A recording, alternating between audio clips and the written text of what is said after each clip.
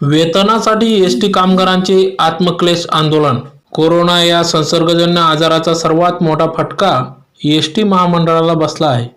सुमारे 6 महिन्यापासून एसटीचा चक्का जाम झाल्यामुळे एसटी महामंडळाची आर्थिक परिस्थिती अतिशय नाजूक झाली आहे. त्याचा परिणाम कामगारांच्या पगारावर झाला.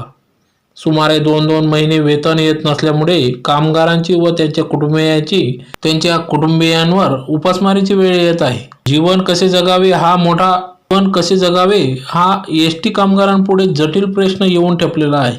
वेतन दिले जात नसल्याने आज एसटी कामगारांनी आत्मक्लेश आंदोलन केले.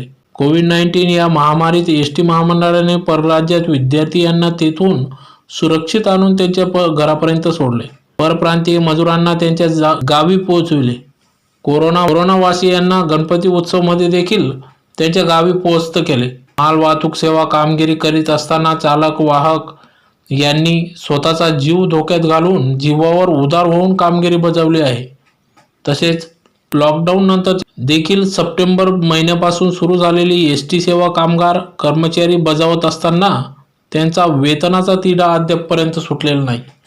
वेतन प्रश्नासंबंधी शासन दरबारी वारंवार पाठपुरावा करून देखील शासनाकडून ठोस निर्णय अद्यापपर्यंत घेण्यात आलेला नाही. एसटी महामंडळ शासन अंगीकृत व्यवसाय असून एसटी महामंडळाने प्रवासी कराच्या माध्यमातून शासनाच्या तिजोरीत आतापर्यंत कोट्यवधी रुपयांचा महसूल जमा केलेला आहे. असे असताना देखील एसटी महामंडळ अत्यावश्यक सेवेत समाविष्ट असताना त्यांच्याच कामगारांची वेतन श्रेणी वनवा आहे.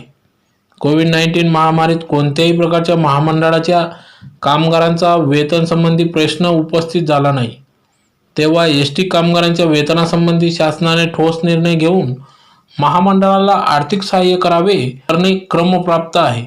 म्हणून सरकारच्या धोरणाच्या निषेधार्थ आज 9 ऑक्टोबर 2020 रोजी एसटी महामंडळाच्या मुख्यालयासमोर 1 दिवसाचे आत्मक्लेश आंदोलन करण्यात आले.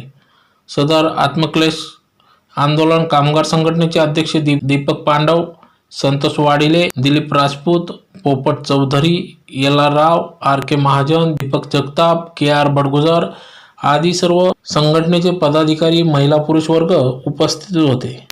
जो टकराएगा मिट्टी में मिल जाएगा, कौन बंदा देणार नाही, घेतल्याशिवाय राहणार नाही. कामगार एकजुटीचा विजय असो. सर्वांना वेतन मिळालेच पाहिजे. वेतन न देणाऱ्या सरकारचा धिक्कार असो. वेतन न देणाऱ्या सरकारचा धिक्कार असो. कोण बंदा देणार नाही, घेतल्याशिवाय राहणार नाही. कोण बंदा देणार नाही, घेतल्याशिवाय राहणार नाही. हर जोर जुम्मे के टक्कर में संघर्ष हमारा नारा है. हर जोर जुम्मे के टक्कर में संघर्ष हमारा नारा है. कामगार एकजुटीचा विजय टक्कर में संघर्ष हमारा नारा है. अरे हर जोर जुम्मे के टक्कर में संघर्ष हमारा नारा है. कामगार एकजुटीचा विजय. खाजगीकरण करणाऱ्या सरकारचा धिक्कार असो. महामंडळाचं खाजगीकरण करणाऱ्या सरकारचा धिक्कार असो. महामंडळाचं वेतन न देणाऱ्या सरकारचा धिक्कार असो. कोण बंदा देणार नाही, घेतल्याशिवाय राहणार नाही. सर्वांना वेतन मिळालेच पाहिजे. सर्वांना वेतन मिळालेच पाहिजे. कामगार एकजुटीचा विजय असो. हम सब एक है. हमारी यूनियन हमारी ताकत. हमारी यूनियन हमारी ताकत. कामगार एकजुटीचा विजय असो. नहीं चलेगी तानाशाही, नहीं चलेगी. अरे नहीं चलेगी, नहीं चलेगी तानाशाही, नहीं चलेगी. हर जुल्म के टक्कर में. मी दिलीप राजपूत, विभागीय खजिनदार, महाराष्ट्र एसटी कामगार संघटना. या कोविड-19च्या भयावह परिस्थितीमध्ये एसटी कामगारांनी स्वतःच्या प्राणांची पर्वा न करता परप्रांतीय मजुरांना त्यांच्या इच्छित स्थळी त्यांच्या गावापर्यंत पोहोचवण्याचे काम केले. आपला जीव त्यांनी धोक्यात घातला. त्यानंतर राजस्थान कोटा येथे मोठ्या प्रमाणात महाराष्ट्रातील पूर्ण राज्यभरातील विद्यार्थी अडकून पडले होते. त्या विद्यार्थ्यांना आणण्यासाठी हे शूर सैनिक तिथपर्यंत गेले आणि त्यांना घेऊन त्यांच्या घरापर्यंत सुखरूप पोहोचवले. असे असताना आणि त्यानंतरही मुंबई, पुणे अशा सारख्या शहरांमध्ये मोठ्या प्रमाणावर एसटी कामगारांनी सेवा दिली. अशा परिस्थितीत एसटी कामगारांना मात्र पगारापासून वंचित ठेवण्यात आले. गेले 3 महिन्यापासून एसटी कामगारांना पगार नाही. त्यांच्यावर व त्यांच्या कुटुंबियांवर उपासमारीची वेळ आलेली आहे. आमची शासनाला, प्रशासनाला ही नम्र विनंती आहे की त्यांनी आमच्या या उपोषणाची दखल घेऊन कामगारांचे पगार त्वरित करावे.